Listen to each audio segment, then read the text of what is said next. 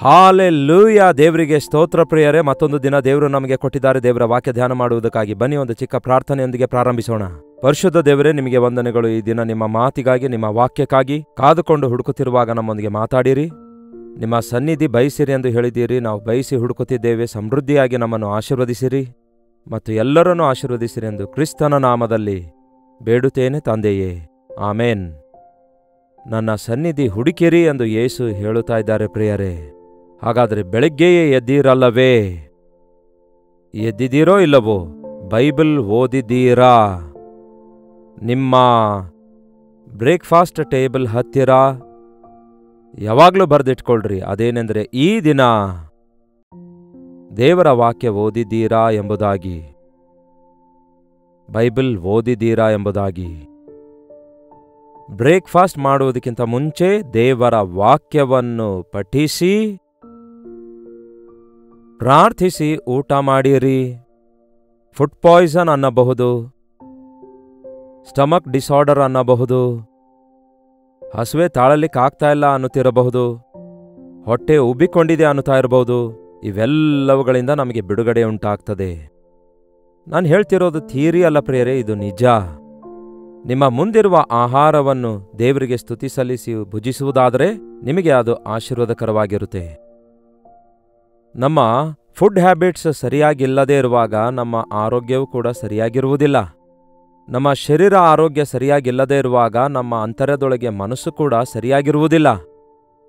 ಗೊತ್ತಾಯ್ತಾ ನಿಮಗೆ? ಹಾಗಾಗಿ ದೇವರು ನಮ್ಮ ಬಗ್ಗೆ ನಾವು ಪ್ರಶಾಂತವಾಗಿರಬೇಕು, ಆರೋಗ್ಯಕರವಾಗಿರಬೇಕು ಎಂಬುದಾಗಿ ಬಯಸುವಂಥವರಾಗಿದ್ದಾರೆ. ದೇವರೊಂದಿಗೆ ಸಮಯ ಕಳೆಯಲು ಟೈಮ್ ಇಲ್ಲ ಅನ್ನಬಹುದು. ಮತ್ತೇನ್ ಮಾಡ್ತಾ ಇದ್ದೀರಿ? ಮಕ್ಕಳಿಗೆ ಪರೀಕ್ಷೆ ಇದೆ ಅನ್ನುತ್ತೀರಾ? ಇದ್ರೇ ಇರಲಿ.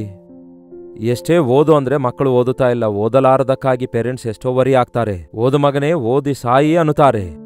ಓದೋದು ಸಾಯುವುದಕ್ಕಾಗಿಯೋ? ಯಾಕೆ ಹಾಗೆ ಶಪಿಸುತ್ತೀರಿ ಮಕ್ಕಳಿಗೆ? ಓದಿರಿ ಓದಿರಿ ಎಂದು ಮಕ್ಕಳಿಗೆ ಒಂದೇ ಸಮನೆ ಒತ್ತಡ ಹೊರಿಸಬೇಡಿ. ಈ ದಿನಗಳಲ್ಲಿ LKG UKG ಮಕ್ಕಳಿಗೂ ಕೂಡ ಅವರು ಬೆನ್ಮೇಲೆ ಹೊತ್ತುಕೊಳ್ಳುವಂತಹ ಪುಸ್ತಕಗಳ ಆ ಒಂದು ಭಾರ ಹೇಗೆ ಕಡಿಮೆ ಮಾಡಬೇಕು, ಕಡಿಮೆ ಪೇಜ್ ಮಾಡಬೇಕೆಂದು ಈಗ ಸರ್ಕಾರ ಕೂಡ ಆಲೋಚಿಸ್ತಾ ಇದೆ ಅಂತೆ. ಅಷ್ಟು ಪುಸ್ತಕ ಹೊರಲಿಕ್ಕಾಗ್ತಾ ಇಲ್ಲ, ಕತ್ತು ನೋವು ಬರ್ತಿದೆ ಅಂತೆ. ಪುಸ್ತಕಗಳನ್ನು ಓದುವುದರಿಂದ ನಾಲೆಡ್ಜ್ ಬರುತ್ತೆ ಪ್ರಿಯರೇ. ಅಂದರೆ ಬಹಳಷ್ಟು ವಿಷಯ ನಾವು ತಿಳಿದುಕೊಳ್ಳಬಹುದು. ಬಟ್ ವಿಸ್ಡಮ್ ಬರಬೇಕಾದರೆ, ಜ್ಞಾನ ಬರಬೇಕಾದರೆ ಪರಿಶುದ್ಧ ಸತ್ಯವೇದ ಓದಿರಿ. ನಾಲೆಡ್ಜ್ ಅಂಡ್ ವಿಸ್ಡಮ್ ಇವೆರಡಕ್ಕೂ ವ್ಯತ್ಯಾಸ ಏನು ಗೊತ್ತಾ? ಅನೇಕ ವಿಷಯಗಳನ್ನು ತಿಳಿದುಕೊಳ್ಳುವಂಥದ್ದು ನಾಲೆಡ್ಜ್. ಆದರೆ ನಿಮಗೆ ಅವಶ್ಯಕವಾಗಿರುವುದನ್ನು ನೋಡಿ ಆರಿಸಿಕೊಳ್ಳುವುದು ಜ್ಞಾನವಾಗಿದೆ. ಅನೇಕ ವಿಷಯಗಳಲ್ಲಿ ಯಾವುದು ಮುಖ್ಯವಾಗಿದೆ ಎಂದು ಅರಿತುಕೊಳ್ಳುವುದು ಜ್ಞಾನವಾಗಿದೆ. ಗೊತ್ತಾಯ್ತಾ? ಹಾಗಾಗಿ ಪುಸ್ತಕಗಳನ್ನು ಓದಿ. ಅದೇನೋ ಈ ದಿನಗಳ ಯವನಸ್ಥರೆಲ್ಲರಿಗೆ, ಅವರಿಗೆ ಆಸೆ ಇಲ್ಲದಿದ್ರೂ ಕೂಡ ಈ ಪೇರೆಂಟ್ಸ್ಗಳೇ ಓದಬೇಕು, ನಮ್ಮ ಮಗನು ಬಹಳ ಓದಬೇಕು, ನಮ್ಮ ಮಗನು ಒಳ್ಳೆ ಫಸ್ಟ್ ಕ್ಲಾಸ್ನಲ್ಲಿ ಪಾಸಾಗಬೇಕು, ಪ್ರಾರ್ಥನೆ ಮಾಡಿರಿ. ಅವನಿಗೆ ಬೇರೆ ಎಲ್ಲೋ ಹಾಸ್ಟೆಲ್ನಲ್ಲಿ ನಾವು ಸೇರಿಸ್ತಿದ್ದೇವೆ, ಅಲ್ಲಾದ್ರೆ ಕಂಟ್ರೋಲಲ್ಲಿರ್ತಾನೆ, ಅವನಿಗೆ ಡಿಸಿಪ್ಲಿನ್ ಮಾಡ್ತಾರ ಅನ್ನುತ್ತಾರೆ. ಹೆತ್ತ ಮಕ್ಕಳನ್ನು ಹತ್ತಿರ ಇಟ್ಕೊಳ್ಳದೆ ಎಲ್ಲೋ ಒಂದು ಕಡೆ ಸೇರಿಸಿ ವಿದ್ಯಾಭ್ಯಾಸಕ್ಕಾಗಿ ಅವರು ತಮ್ಮ ಜೀವಿತವೆಲ್ಲ ಪೇರೆಂಟ್ಸ್ ಜೊತೆ ಬೆಳೆಯಲಾರದೆ ಬೇರೆ ಎಲ್ಲೋ ಬೆಳೆದಿದ್ದಕ್ಕೆ ಅವನ ಮನಸ್ತತ್ವವೇ ಬದಲಾಗುತ್ತೆ.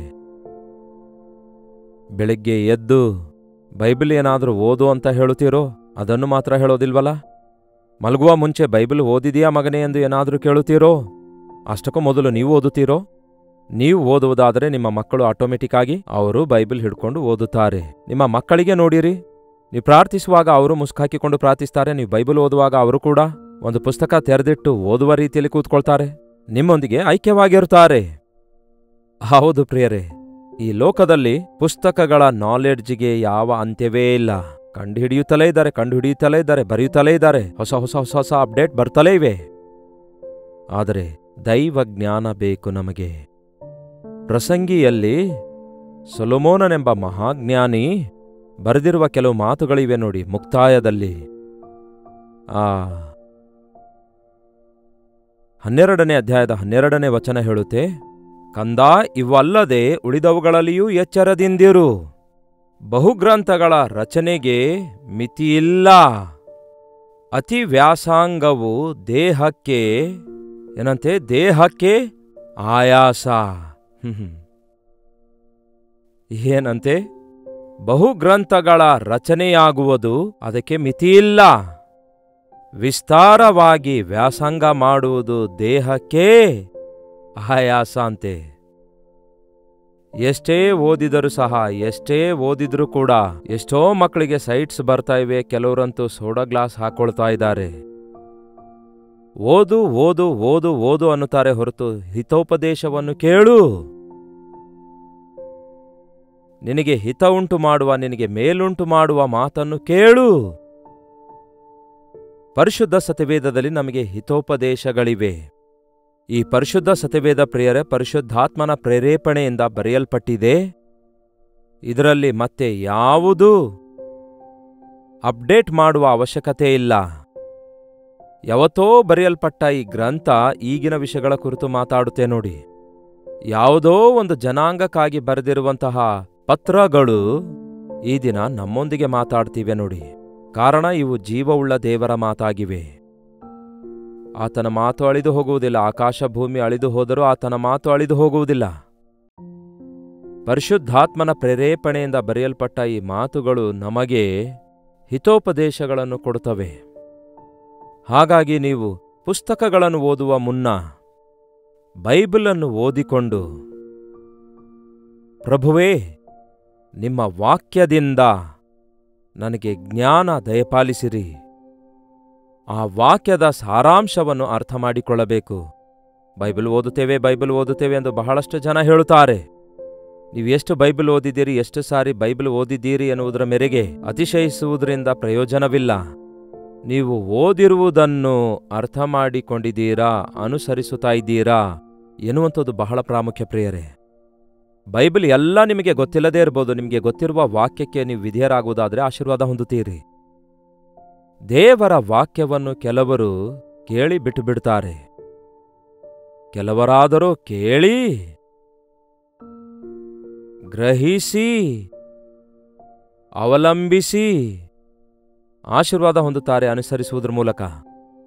ಅದಕ್ಕಾಗಿಯೇ ಪುಸ್ತಕಗಳನ್ನು ಓದುತ್ತಾ MA ಮಾಡಿದ್ದೇನೆ, PhD ಮಾಡಿದ್ದೇನೆ ಎಂಬುದಾಗಿ ಬಹಳಷ್ಟು ಜನರು ತಮ್ಮ ಜೀವಿತದಲ್ಲಿ ಅವರ ಬುದ್ಧಿ ಓವರ್ ಆಕ್ಟಿವ್ ಆಗಿ ಅವರು ವಿವಾಹ ವಿಷಯ ಮರೆತು ಹೋಗಿ, ಕುಟುಂಬದ ವಿಷಯ ಮರೆತು ಹೋಗಿ, ಅಷ್ಟಕ್ಕೂ ತಮ್ಮ ಜೀವಿತದ ಧ್ಯೇಯ ಏನೆಂಬುದಾಗಿ ಮರೆತು ಹೋಗಿ ಅನಾರೋಗ್ಯದ ಪಾಲಾಗಿ ತಮ್ಮ ಜೀವಿತ ವ್ಯರ್ಥ ಮಾಡಿಕೊಂಡವರು ಎಷ್ಟೋ ಜನ ಇದ್ದಾರೆ. ಪುಸ್ತಕಗಳು ಅನೇಕ ರಚಿಸಲ್ಪಡುತ್ತಲೇ ಇರ್ತವೆ. ಲೇಟೆಸ್ಟ್ ಎಡಿಷನ್ಸ್ ಬರುತ್ತಲೇ ಇರ್ತವೆ. ಈಗ ಆನ್ಲೈನ್ ಬುಕ್ಸ್ ಬಂದಿವೆ, ಡಿಜಿಟಲ್ ಬುಕ್ಸ್ ಬಂದಿವೆ. ಒಂದು ಕಾಲದಲ್ಲಿ ಪ್ರಿಂಟೆಡ್ ಬುಕ್ಸ್ ಓದುವಾಗ ಸ್ವಲ್ಪ ರಿಲ್ಯಾಕ್ಸೇಷನ್ ಇರ್ತಾಯಿತ್ತು. ಈಗ ಡಿಜಿಟಲ್ ಬುಕ್ಸ್ ಅಲ್ಲಿ ಎಷ್ಟು ಸ್ಟ್ರೇನ್ ಆಗ್ತಿದೆ ನೋಡಿ. ಆ ರೇಡಿಯೇಷನ್ ರೇಸ್ ನಿಮಗೆ ಎಷ್ಟು ಎಫೆಕ್ಟ್ ಮಾಡ್ತಿದೆ ಎಂದು ನಿಮಗೆ ಗೊತ್ತಾಗಲ್ಲ. ಈ ಕಾಲದ ABCD ಓದುವಂತಹ ಚಿಕ್ಕ ಮಕ್ಕಳಿಗೆ ನೋಡ್ರಿ. ನನ್ನ ಚಿಕ್ಕಂದಿನಲ್ಲಿ ನಾನು 6ನೇ ಕ್ಲಾಸ್ ಓದುವಾಗ ಇನ್ನೂ ನೆನಪಿದೆ. 6ನೇ ಕ್ಲಾಸ್ನಲ್ಲಿಯೂ ಕೂಡ ಫಲಕ ಬಳಪ ಕೊಟ್ಟು ಸ್ಕೂಲ್ಗೆ ಕಳಿಸಿದಾಗ ಅ ಇ ಈ ಕಲಿಯುತ್ತಿದ್ದೇವೆ ಅಷ್ಟೇ. ಆದರೆ ಈಗ LKG UKG ಮಕ್ಕಳಿಗೆ ಎಷ್ಟೋ ಸಿಲೆಬಸ್ ಇದೆ, ಎಷ್ಟೋ ಪುಸ್ತಕಗಳಿವೆ, ಎಷ್ಟೋ ದೊಡ್ಡ ಎಕ್ಸಾಮ್ಸ್ ನಡೆಯುತ್ತವೆ, ಏನೇನೋ ಕಲಿಸ್ತಾರೆ. 7 ವರ್ಷ ವಯಸ್ಸಾಗೋಷ್ಟೊತ್ತಿಗೆ ಆ ಚಿಕ್ಕ ಮಕ್ಕಳಿಗೆ ಎಷ್ಟೋ ನಾಲೆಡ್ಜ್ ಬಂದಿರುತ್ತೆ. ಅಯ್ಯಯ್ಯೋ, ಹೈಸ್ಕೂಲ್ ಸ್ಟೂಡೆಂಟ್ಸ್ಗಳು ಈ ದಿನ ಡ್ರಗ್ ಅಡಿಕ್ಟ್ಸ್ ಆಗ್ಬಿಡ್ತಿದ್ದಾರೆ, ಸೆಕ್ಷುವಲ್ ಸಿನ್ಸ್ಗಳಿಗೆ ಅವಕಾಶ ಕೊಡ್ತಿದ್ದಾರೆ, ಬ್ಯಾಡ್ ಫ್ರೆಂಡ್ಶಿಪ್ ಮಾಡಿಕೊಳ್ತಿದ್ದಾರೆ, ಅಲೆಮಾರಿಗಳಾಗುತ್ತಾ ಇದ್ದಾರೆ. ಮಕ್ಕಳಿಗೆ ವಿದ್ಯಾಭ್ಯಾಸ ಹೆಚ್ಚಾಗಿ ತಂದೆ ತಾಯಿ ಅಂತ ಕೂಡ ನೋಡದೆ ಎದುರು ಮಾತಾಡ್ತಾರೆ. ಅದಕ್ಕೆ ಪ್ರಿಯರೇ, ದೈವ ಭಯ ಉಂಟು ಮಾಡುವ ಪರಿಶುದ್ಧ ಸತ್ಯವೇದವನ್ನು ಓದಿರಿ. ಬುದ್ಧಿವಂತರು ಕಲಿಸುವಂತಹ ಜೀವನ ಸತ್ಯ ಅರಿತಿರುವ ಗ್ರಂಥ ನಮಗೆ ಲಭ್ಯವಿದೆ. ಅದಕ್ಕೆ ಸಂಬಂಧಪಟ್ಟ ಗ್ರಂಥಗಳು ಕೂಡ ಇವೆ. ನೀವು ಎಷ್ಟು ಓದಿದ್ದೀರಿ ಎನ್ನುವುದು ಮುಖ್ಯವಲ್ಲ, ಆದರೆ ಎಷ್ಟು ಅನುಸರಿಸುತ್ತಾ ಇದ್ದೀರಿ ಎಂಬುದು ಮುಖ್ಯ. ಮೆಟಾ ಸಿದ್ಧಾಂತ ಅನ್ನುತ್ತಾರೆ. ಆ ಮೆಟಾ ಸಿದ್ಧಾಂತವು ಎಷ್ಟೇ ಕೇಳಿದರೂ ಎಷ್ಟೇ ಓದಿದರೂ ಅದಕ್ಕೆ ಸೊಲ್ಯೂಷನ್ ಇರಲ್ಲ. ನೋಡಿರಿ, ಬೈಬಲ್ ಕುರಿತಾಗಿಯೂ ಕೂಡ ಬಹಳಷ್ಟು ಜನ ದೊಡ್ಡ ದೊಡ್ಡ ನಿಘಂಟು ಬರೆಯುತ್ತಾರೆ. ಬೈಬಲ್ ಕುರಿತಾಗಿ ಕಾಮೆಂಟ್ರೀಸ್ಗಳನ್ನು ಬರೆಯುತ್ತಾರೆ. ಬೈಬಲ್ ಕಾಲೇಜ್ನಲ್ಲಿರುವಾಗ ಅವುಗಳನ್ನು ನಾನು ಓದುತ್ತಾ ಇದ್ದೆ. ಆ ನಂತರ ಅಂದುಕೊಂಡೆ, ಪವಿತ್ರಾತ್ಮನು ತಿಳಿಯಪಡಿಸುವ ವಾಕ್ಯದ ಸತ್ಯಕ್ಕೆ ಮಿಗಿಲಾದವುಗಳು ಬೇರೆ ಯಾವುದೂ ಇಲ್ಲ. ಯಾಕೆಂದರೆ ಅದು ಪಂಡಿತರ ಅಭಿಪ್ರಾಯ ಅಷ್ಟೇ. ಅವರು ಬರೆಯೋದೆಲ್ಲ ಹೇಗಿರುತ್ತೆ ಗೊತ್ತಾ? It is not sure. ಇದು ಪಂಡಿತರ ಅಭಿಪ್ರಾಯ, ಇದಕ್ಕೆ ಉತ್ತರ ಇದಾಗಿರ್ಬೋದು ಅಂದ್ಕೊಳ್ತೇನೆ. ಅಷ್ಟೇ ಅಲ್ಲ, ನೀವು ನೋಡ್ರಿ, ಕೆಲವು ಟಫ್ ಕ್ವಶನ್ಸ್ಗಳಿಗೆ ಉತ್ತರ ಕೊಡುವಂತಹ ಮೇಧಾವಿಗಳು, ದೊಡ್ಡ ದೊಡ್ಡ ಪಂಡಿತರು, ಚೆನ್ನಾಗಿ ಓದಿದವರು, ಅವರಿಗೊಂದು ಪ್ರಶ್ನೆ ಕೇಳಿದಾಗ ನನ್ನ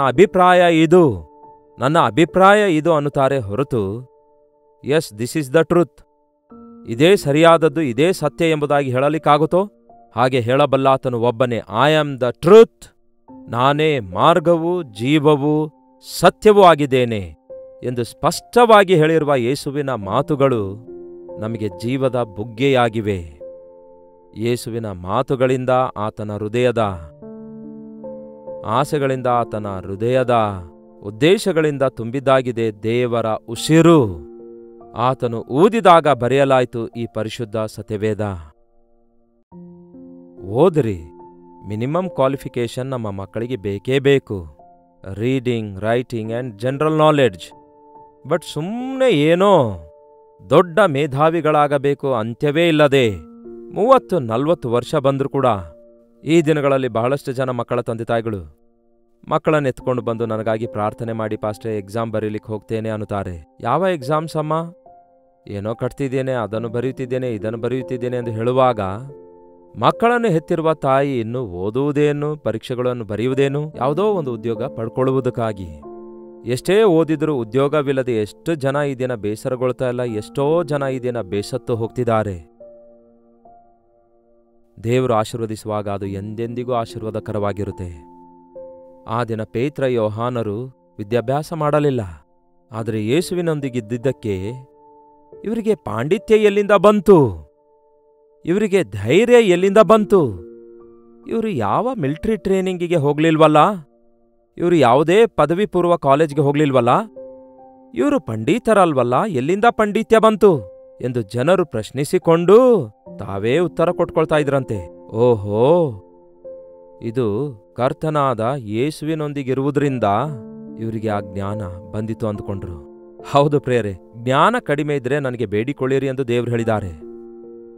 ಜ್ಞಾನ ಕಡಿಮೆ ಆಗಿದ್ರೆ ನೀವು ದೇವರಿಗೆ ಬೇಡಿಕೊಳ್ಳ್ರಿ.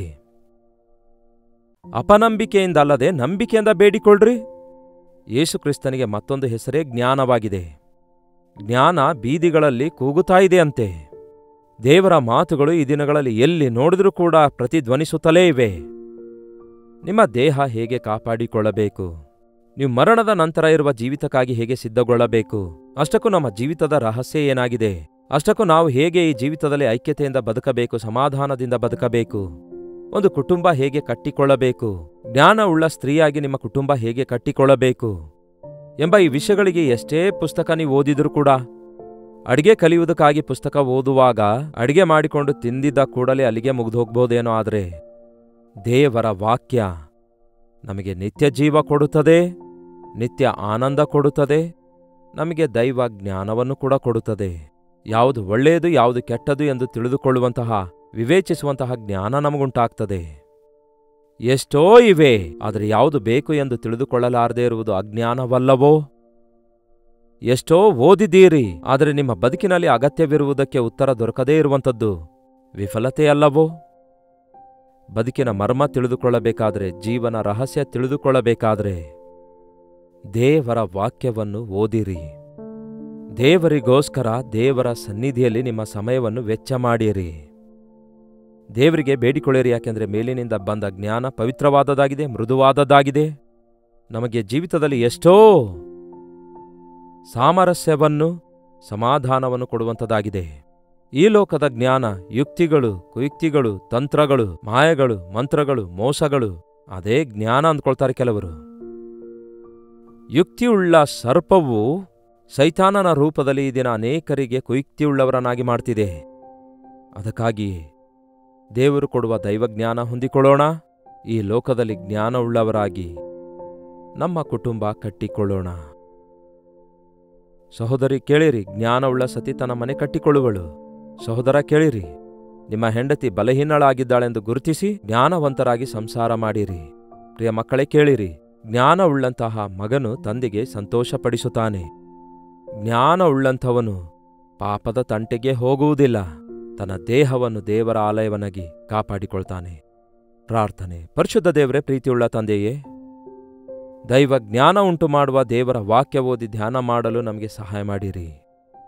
ಲೋಕ ಜ್ಞಾನಕ್ಕಾಗಿ ಸಮಯವೆಲ್ಲ ವ್ಯರ್ಥ ಮಾಡಿಕೊಂಡು ಹೃದಯವೆಲ್ಲ ಹಾಳು ಮಾಡಿಕೊಂಡು ಯಾವ ಪ್ರಯೋಜನವಿಲ್ಲದ ಸ್ಥಿತಿಗೆ ನಾವು ಬಿದ್ದು ಹೋಗಲಾರದಂತೆ ಸಹಾಯ ಮಾಡಿರಿ. ದೇವರಲ್ಲಿ ಭಯಭಕ್ತಿಯುಳ್ಳ ಜ್ಞಾನವೇ ನಮಗೆ ಮೂಲವಾಗಿದೆ ಎಂದು ಗ್ರಹಿಸಿಕೊಂಡು ನಿಮಗೆ ಭಯಪಡುವ ಹಾಗೆ ಸಹಾಯ ಮಾಡಿರಿ. ಒಬ್ಬನು ಲೋಕವೆಲ್ಲ ಸಂಪಾದಿಸಿ ಪ್ರಾಣ ನಷ್ಟಪಟ್ಟರೆ ಅವನಿಗೇನು ಪ್ರಯೋಜನ ಎಂದು ವಾಕ್ಯ ಹೇಳುತ್ತೆ.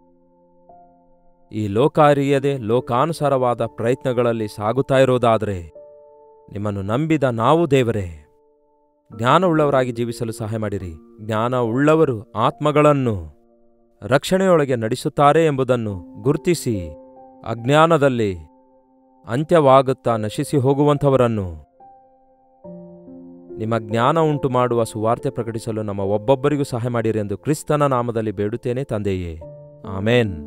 ತಂದೆಯಾದ ದೇವರ ಪ್ರೀತಿಯೂ ಮಗನಾಗಿರುವ ಕ್ರಿಸ್ತನ ಕೃಪೆಯೂ ಆದರಣೆಕರ್ತನಾದ ಪವಿತ್ರಾತ್ಮನ ಸಹವಾಸವು ಕೂಡಿ ಬಂದಿರುವ ನಮ್ಮೆಲ್ಲರ ಸಂಗಡ ಇಂದಿಗೂ ಸದಾಕಾಲಕ್ಕೂ ನೆಲೆಯಾಗಿರಲಿ. ಆಮೇನ್. ದೇವರಿಗೆ ಸ್ತೋತ್ರ. ಮಕ್ಕಳಿಗೆ ಓದಲು ಪ್ರೋತ್ಸಾಹಿಸಿ, ಆದರೆ ಓದಿ ಓದಿ ಅಂತ ಹೇಳಿ ಅಲ್ಲಿಗೆ ಬಿಡಬೇಡ್ರಿ. ದೇವರ ವಾಕ್ಯ ಓದಿಸಿರಿ ಹಾಗೂ ಪ್ರಾರ್ಥನೆ ಕೂಡ ಮಾಡಿರಿ. ದೇವರು ತಮ್ಮ ಆಶೀರ್ವಾದ ನಮ್ಮ ಮೇಲೆ ಸುರಿಸುತ್ತಾರೆ. ನಿಮಗಾಗಿ ನಾವು ಪ್ರಾರ್ಥಿಸಬೇಕಾದ್ರೆ 8939731313 ನಂಬರ್ಗೆ ನಿಮ್ಮ ಪ್ರೇಯರ್ ರಿಕ್ವೆಸ್ಟ್ ಇರೋದಾದರೆ ಅಥವಾ ಪ್ರೈಸ್ ಬರ್ಡನ್ಸ್ ಇರೋದಾದರೆ ಟೆಕ್ಸ್ಟ್ ಇಲ್ಲವೇ ವಾಯ್ಸ್ ಮೆಸೇಜ್ ಅನ್ನು ಕಳಿಸಿಕೊಡಿ. ನೀವೊಂದು ವೇಳೆ ಹೊರದೇಶದಿಂದಲೂ ಸಹ ವೀಕ್ಷಿಸುವುದಾದರೆ ನಿಮ್ಮ ಪ್ರೇಯರ್ ರಿಕ್ವೆಸ್ಟ್ಸ್ ಹಾಗೂ ಪ್ರೈಸ್ ರಿಪೋರ್ಟ್ಸ್ ಇದೇ 8939731313 ನಂಬರ್ಗೆ ಕಳಿಸಿಕೊಡಿರಿ. ಪ್ರತಿದಿನ ನಿಮ್ಮ ಮನವಿಗಳನ್ನು ಪರಿಶೀಲಿಸಿ ಪ್ರಾರ್ಥಿಸುತ್ತಿದ್ದೇವೆ. ನೀವು ಕೂಡ ಪ್ರಾರ್ಥಿಸಿರಿ, ದೇವರು ಅದ್ಭುತವಾಗಿ ಉತ್ತರಿಸ್ತಾರೆ. ಕರ್ತನ ಚಿತ್ತವಿರುವುದಾದರೆ ಮತ್ತೆ ನಾಳೆ ಬೆಳಗ್ಗೆ ಇದೇ ಅನುದಿನದ ಧ್ಯಾನ ಎಂಬ ಕಾರ್ಯಕ್ರಮದಲ್ಲಿ ಮತ್ತೆ ಭೇಟಿಯಾಗೋಣ. ಅಲ್ಲಿವರೆಗೂ ದೇವರ ಮಹಾಕೃಪೆ ನಿಮ್ಮೆಲ್ಲರೊಂದಿಗಿರಲಿ.